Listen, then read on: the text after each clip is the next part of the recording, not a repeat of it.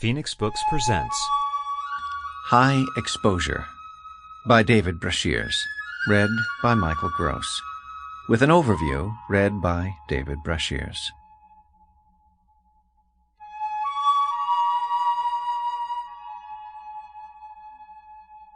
From the moment I first saw the picture of Tenzing Norgay, the mountain became my life's beacon. We were living in Greece at the time when my family was still a family, and it was, to paraphrase Dickens, both the best and the worst time of my life. It takes a 12-year-old's adventurous imagination to see his destiny in a picture of a mountain and a stranger atop it. But that is exactly what I envisioned that morning.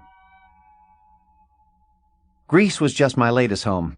My father was a career military officer, a major in the 82nd Airborne Rangers. That made me a military brat from day one. By the time I had graduated from high school, I'd lived in towns from Georgia to Greece to Colorado. I have a dim early memory of an afternoon in Fort Benning, Georgia, with tiny white clouds of parachutes emerging from the side of a plane, and my mother and I trying to guess which one carried my father. I loved my mother. She was Scottish and English, proud, resilient, and stubborn. Back then, though, it was my father who was my hero. He jumped out of airplanes. He wore a uniform and carried lethal weapons. He trained men to fight and led them into battle. Beyond that, he was an old-fashioned outdoorsman who hunted, fished, and, by God, drove a pickup truck. In short, he was the perfect, uniformed, bemedaled role model. Until the time came when I had to look behind the olive drab and the silver medals.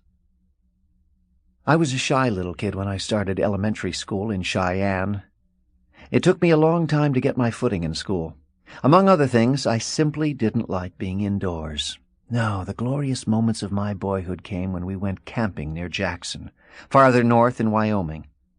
The first great mountain I ever saw was the Grand Teton, standing against the Wyoming skyline like the splendid snow-capped breast the French name suggests. I was astonished at how high and jagged the peak was.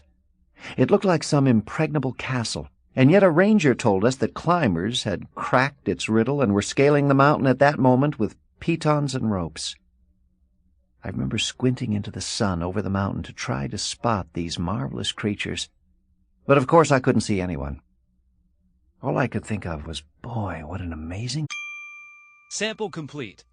Ready to continue?